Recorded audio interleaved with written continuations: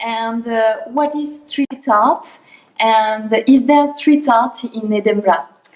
Yes, there is. So to me, street art includes an umbrella of visual art in different forms that can be found in public places. And Edinburgh is a good example. We don't always think of Edinburgh as the street art capital of UK because there is London and there is Bristol. But in recent years, Edinburgh has seen its fair share of street art. And this includes both graffiti, which we normally identify with street art, but is only one part of street art, but also murals and other forms of street art that are taking hold around the city. And I want to use a couple of recent examples, notable examples from Edinburgh. So Edinburgh created its first legal street art wall on New Street in Edinburgh. This was around essentially what was a construction site. And between developers, the council, and various art groups, a wall was set up on which street art could be painted. Some of the wall was produced, so it was allocated to specific artists who were invited and asked to create works there. And there were other spaces which were open to public and would be kept rolling. So anyone could paint it, but they would be sort of rolling works every few weeks or so. And since then, there have been other examples of legal street art spaces. One of them right now is around a stadium in Edinburgh called the Meadowbank Stadium. It's a big stadium that was constructed for the Commonwealth Games. And most recently, in September, there was an event to actually create graffiti on a wall that measures 330 meters, one of the largest legal graffiti spaces in the UK, near the shore in Edinburgh, near the sea, in a place called Marine Parade.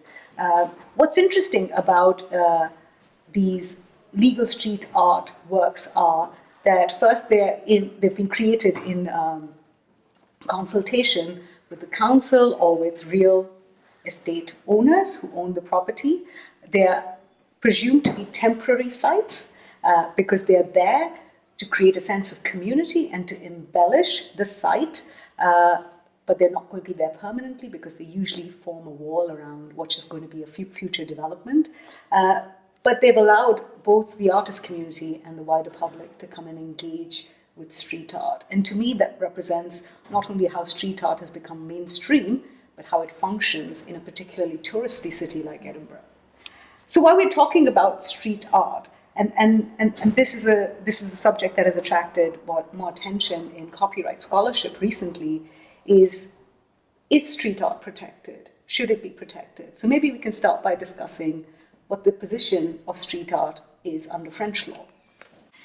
French law has a broad concept in which it protects all creation of mind, but the main requirement is the originality. Support issues are not a problem. Copyright protection does not require a fixation. An ephemeral nature, like a sculpture in sand or in chocolate, does not deprive the recognition of work. On the other hand, the principle of the independence of the work and its support still applies. The more delicate question would be the originality. Indeed, it could be put forward a lack of artistic inspiration for some works. However, originality of the work is traditionally defined as the imprint of the personality of the author. It has a particular echo in the urban art, which is the means of expression of the convictions and engagements of the artists. Just think of Space Invaders, Mosaic Signature, or for example, labyrinthine reflection of Atlas, and Banksy's Committee stencils. And what do you think, Smita? Should works of street artists be protected by copyright law? That's a very interesting question, Amélie.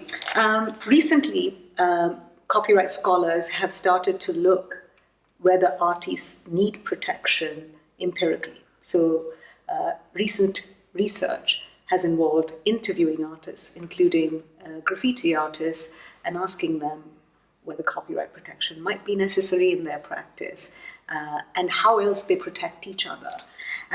And some of this research shows or argues that social norms or norms within certain cultural groups like graffiti artists act as an alternative or a substitute to copyright law. Now, whether norms can always work as a substitute for copyright law is questionable. The reason for that is that norms work within a community, right? So norms work when there's a shared understanding within a community that we will all not copy each other's works. But norms almost fail when people outside the community are trying to do those things. So for instance, a graffiti artist might not copy my work because there's an understood norm in the community, but that doesn't mean that a fashion retailer or an advertising company won't come and make a copy of my work for other commercial purposes. So I think that while this norms literature is quite important, it doesn't itself sufficiently persuade me that copyright law is not important. I think copyright law does have a role, and I think it has a particularly important role in two contexts. The first context is when artists may want to prevent commercial appropriation of the work. And we have seen some examples this year, particularly with the incident in the US with H&M copying works of a graffiti artist. The other context in which I think the copyright framework has a role is in the context of moral rights, because just because these artists don't create with copyright as an incentive, that doesn't mean that they don't want to be identified with their works, and they might not be attached to their works. I think they do value their works. And again, as the 5 points decision in the US shows, artists may not want either destruction of their work, or in other contexts, they may want protection against mutilation or editing of their work, or putting the work in a different context, a context they did not imagine. So while we're speaking on the subject of moral rights, I was wondering if you wanted to tell us a little bit about moral rights protection, particularly for street artists in France. Moral rights can be protected street art artists in French law, particularly in relation with withdrawal, erasure, or destruction of the work. The right of integrity is particularly significant. I give you an example of the artist C215. This artist worked in the 13th arrondissement of Paris, who suffered an electoral hijacking of one of these frescoes, and the photograph work was used as a banner by a French electoral party on his social media, with the addition in the slogan "En Marche." The artist asked to the photograph to be removed, and the French political party removed it. But this case did not go to the court, and there is no decision in France on moral rights and street art to our knowledge. But I think that moral rights could be an option for street artists. That's very interesting to hear. As you know, moral rights are considered to be quite weak in the UK because we only formally introduced them, the right of integrity, quite late compared to many countries in the European Union.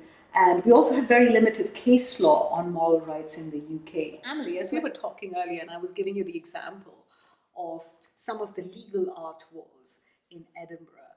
Now, when we think of graffiti art in particular, and not all street art, we think of them being illegal. and unauthorized, right? And a form of vandalism sometimes, especially when it includes just tagging.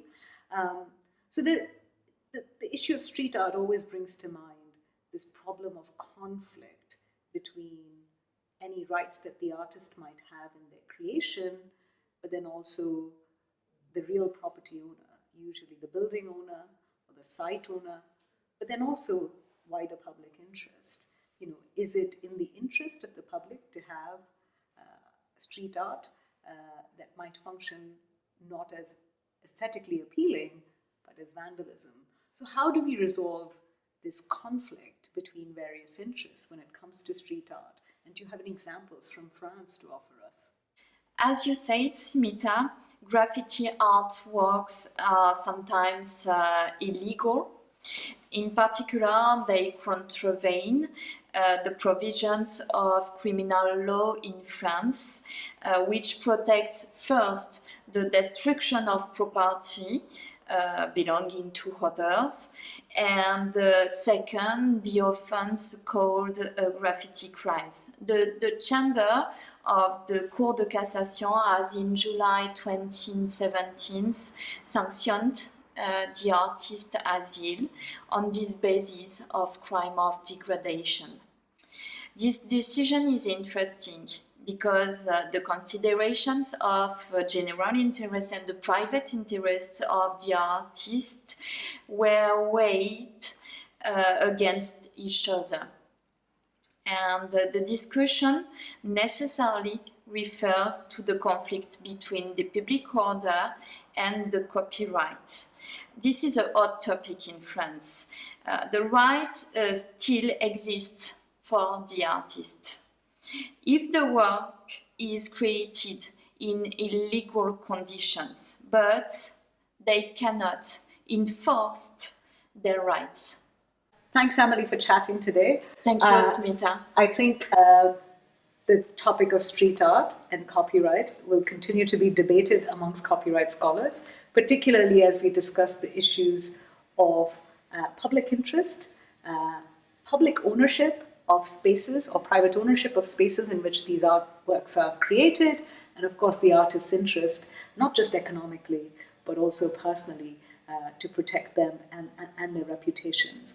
And I don't think there's an easy solution to some of these conflicts, but hopefully the law will develop as street art becomes more mainstream and more accepted across urban city centres around Europe.